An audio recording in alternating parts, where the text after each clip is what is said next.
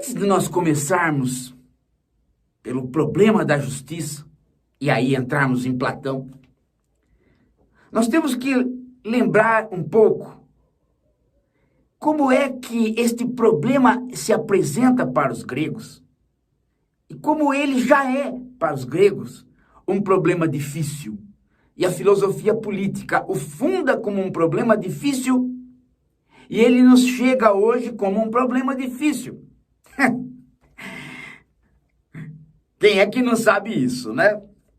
Bom, principalmente nós, né, do Brasil. Olha só, onde às vezes a política é alguma coisa que a gente diz, meu Deus do céu, né? Olha só. Há um sofista na Grécia chamado Protágoras, excelente sofista, homem de grande retórica e de grandes sacadas. Protágoras é também o título de um livro do Platão sobre esse sofista. E esse sofista tem, através de um grande mito que ele conta, exatamente a equação para esta questão da política. O porquê que chegamos na política. A ideia do Protágoras, ou o chamado mito de Protágoras, que é contado pelo Platão, é muito interessante. E acho que até vocês já ouviram em algum lugar. Eu vou lembrar vocês. É aquela história, né, de Prometeu e Epimeteu. Prometeu.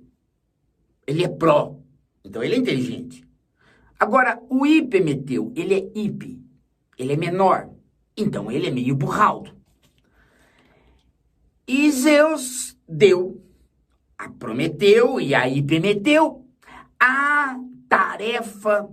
Zeus, como é que foi fazer isso? Deu a tarefa para esses dois que eles distribuíssem qualidades para os habitantes da Terra. Zeus estava achando que esses habitantes da Terra não poderiam ficar ali na Terra se cada um não tivesse a sua característica e suas qualidades. Bem, de fato, os dois saíram. Vamos fazer a tarefa que Zeus nos mandou.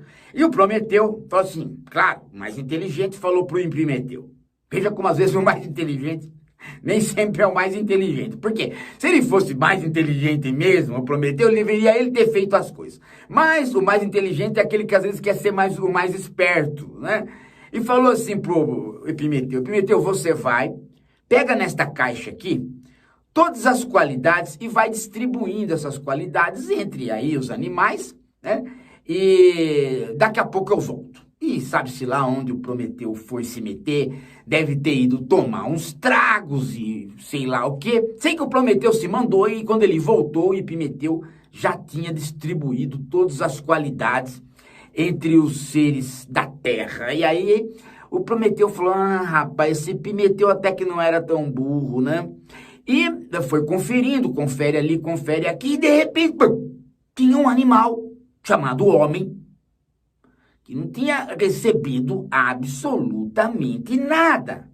Não tinha dentes afiados, não tinha grandes presas, não tinha unhas, não corria bem, não saltava, nem subia em árvores direito. Meu Deus do céu! Ou melhor dizendo, como Prometeu realmente disse, né? Meu Zeus do Olimpo, o que você fez, Epimeteu? Você distribuiu tudo, agora não tem mais nada na caixa e nós temos aí uma das espécies sem absolutamente nada para se defender. Sabe o que vai acontecer? Vai acontecer que essa espécie vai ser atacada por todas as outras, vão comer o homem e nós dois, nós vamos ter que falar para Zeus a besteira que nós fizemos. E eu vou levar a culpa por você, seu energúmeno. O Epimeteu olhou, né? Ficou ali sem saber o que fazer. E, sabe o que aconteceu? O Prometeu falou a seguinte coisa: eu vou ter que dar um jeito nisso, tem que ser eu. E é sempre assim, né, gente? A gente se mete em enrascada por conta dos mais burrinhos. Mas culpa nossa que deixamos eles fazer o serviço. Bom, o Prometeu falou o seguinte: eu tenho que arranjar uma qualidade para dar para esse homem. E eu já sei o que eu vou fazer. Não tem outra saída. Eu vou roubar alguma coisa dos deuses escondido e entrego para o homem. E o Prometeu entrou no Olimpo e estava lá o grande forjador, batendo com o martelo, bem, fazendo aquelas espadas enormes. E ele foi ver como é que ele fazia. E ele fazia no fogo. Ele ia moldando a espada no fogo. Ele olhou. Quando Deus saiu e deixou ali o fogo, Prometeu pegou o fogo e correu. Mas correu, viu, gente? Para sair dali, do local dos deuses. E chegou pro homem e falou: toma, com isso você vai poder se defender de todos os animais. E esta vai ser a sua qualidade. Você é o homem da guerra. Você tem o fogo. Meu Deus do céu. Ou melhor dizendo, Zeus do Olimpo. O homem virou essa máquina que vocês conhecem, sem nenhuma qualidade, porém, com o fogo. Ele foi afastando todos os animais dele. E se tornou, assim, muito poderoso. Mas com um problema. À noite era noite. Ele dormia. Os animais vinham ali, viam o fogo parado, viam que o fogo parado não fazia nada e crau! Lá se ia um humano, 2 humanos, 3 humanos, ou melhor dizendo, os mortais, como os gregos os chamavam, a nós. Sabe o que o homem fez? O homem chegou à conclusão que ele não podia viver em 2 ou 3 ou sozinho. Ele tinha que viver em conjunto. E a saída do homem, mesmo tendo fogo, era alguém tem que ficar de guarda à noite. Então nós temos que viver em conjunto. E nasceu a cidade. Bom, quando nasceu a cidade, o homem ficou tranquilo. À noite uns guardavam, de dia todo mundo acordado, os animais não chegavam mais. Os outros animais, os predadores. O homem acabou sendo o predador deles todos. Mas, de repente, aconteceu aquilo que todos nós sabíamos que ia acontecer. Claro, vivendo todos juntos, na cidade. Os predadores do homem foram o próprio homem. O homem começou a entrar em conflito contra o outro homem. E mais ainda contra a mulher. Olha, eu sei que naquele quiprocó que dava todos os dias, Zeus olhou e falou assim: olha, eu nem vou mais chamar aquela dupla de Prometeu e Epimeteu. Prometeu porque já se ferrou, tá lá, entregou o fogo aos homens, as deusas perceberam, castigaram ele, tá lá no rochedo sendo comido pela aquela ave lá, né? Meu Deus, meu Zeus do Olimpo. Bom, e o Epimeteu sozinho, Zeus falou: Deus me livre. Olha, eu sei que Zeus chamou Apolo. Puta que eu pariu. Desculpe a palavra, mas Zeus não fez por menos. Chamou nada mais, nada menos que um baita de um outro deus, Apolo, e falou: olha, Apolo, só tem um jeito de resolver esse problema. Os homens precisam de outra arma além do fogo. Você precisa levar para os homens 2 armas minhas, pessoais. Tá aqui. Apolo olhou e regalou um olho desse tamanho e falou: não, Zeus, você vai entregar isto que é seu aos homens? Ele falou: vou. Vou porque não tem mais jeito. Se eu não fizer isso, sabe o que vai acontecer? Nós vamos perder uma espécie toda. Já pensou o mundo com tanto elefante, com tanta jabuticaba, com tanta tartaruga, com tanto veado e sem o homem? Não sei por que essa invocação com o homem, né? Precisa ter o homem, precisa ter o homem. Tudo bem, vai. Bom, mas enfim. Sei que Zeus entregou 2 dádivas para Apolo, que eram a justiça e o pudor, a vergonha. E disse para Apolo: vá, entregue isso aos homens. Aí o Apolo disse: espera aí, todos eles sabem manusear o fogo. Então as técnicas do trabalho e da guerra, eles têm. Tá vendo que alguns têm menos, outros têm mais, uns sabem manusear menos, outros sabem manusear mais, mas todos eles têm. Agora, eu vou ter que distribuir a justiça e o pudor. Mas, igualmente para todos? Igualmente para todos? O fogo, você viu, né? Uns sabem dominar, outros não sabem. Uns sabem fazer a espada, outros sabem só fazer martelo. Uns usam para agricultura, outros usam para atacar animais. Mas ficou um saber meio que não é igual de todos. Nem todos têm a mesma habilidade com o fogo. Então, como é que vai ser? Zeus falou: eu insisto, é igual para todos. Cada um vai ganhar um quinhão igualzinho de justiça e de pudor. E diga para eles o seguinte: aqueles que não usarem de justiça e não usarem de pudor, de vergonha, como suas qualidades, como suas armas para poder viver em sociedade, para poder viver na cidade, para poder fazer a administração da cidade, a política, podem eles, os homens, julgar e matar em meu nome. Apolo foi e distribuiu para todos igualmente.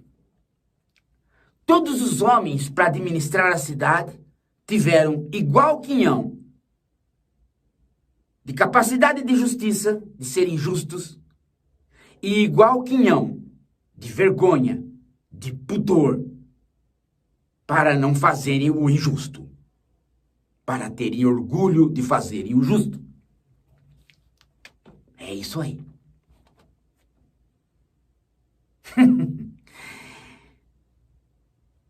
Quando Protágoras contou isso, ele contou isso como uma apologia da democracia. Por quê? Porque todos podem ir para a Ágora e apresentar argumentos iguais, porque todos são justos e todos, quando são injustos, acabam tendo vergonha, têm pudor.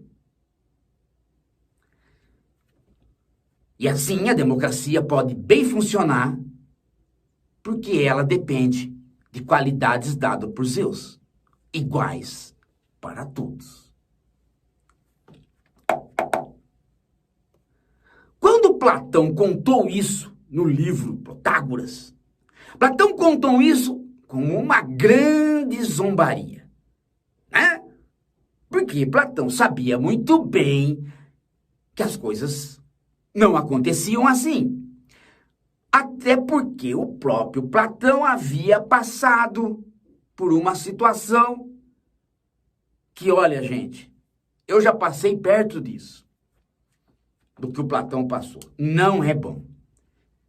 É você ver uma das pessoas mais justas, você vê aquele seu mestre ser morto, ser condenado e morto pela democracia, pela Assembleia dos homens que tiveram igual quinhão de justiça e de pudor. E eles foram totalmente injustos e completamente despudorados. Pelo menos os 500 e pouco, dos 500 e pouco, aqueles tanto que votou contra o Sócrates, o condenando à morte por tomar cicuta, e Sócrates morreu pela democracia, condenado pela democracia. Platão nunca foi com a cara da democracia, por outros motivos. Ele já vinha de uma família de aristocratas. Afinal de contas, Platão, o divino, sobrinho de pessoas ligadas aos deuses. Mas Platão era amigo de Sócrates, um plebeu, um pobretão, um soldado que vivia do seu soldo de guerra, de ter sido herói de guerra e filosofava por Atenas. Mas Platão viu aquele homem que só ensinava ser acusado injustamente de corrupção da juventude, de introdução de novos deuses, de não credulidade nos deuses. Quando Platão escreveu a República, o Protágoras e os livros dele, Sócrates já estava morto. Platão conviveu com Sócrates muito pouco. Platão não é o discípulo maior de Sócrates no sentido da convivência. Ele conviveu só 8 anos com Sócrates. E ele só escreveu muito tempo depois sobre a morte de Sócrates. Mas a mágoa da democracia pela morte de Sócrates e a tese contra a democracia, a partir de ver que a democracia não funcionava, está posto aí para Platão no texto A República, quando ele tenta criar uma cidade, esta sim, justa. Justa por ser não democrática, porque a democrática correria o risco de ser aquela que precisaria dos homens justiça e pudor, ser justo e ter vergonha de ser injusto. Mas os homens pareciam não ter ganho realmente de Apolo, este quinhão igual. Este mito não dava condição de sustentação racional para a democracia. E Platão, então, começou a construir a crítica da democracia a partir de erigir uma cidade ideal justa, que está posto no texto A República, e que, de certo modo, funda a filosofia. A filosofia nasce da filosofia política e da filosofia da educação, à medida que ela é uma cidade justa que precisa educar as pessoas para viver nessa cidade justa. Aí entra Platão com sua obra. E aí sim, nós vamos entrar na República, quando Sócrates vai conversar sobre a justiça no primeiro e segundo livro de A República. Esta conversa é o assunto da nossa terceira aula. Porque hoje já tá bom por aqui.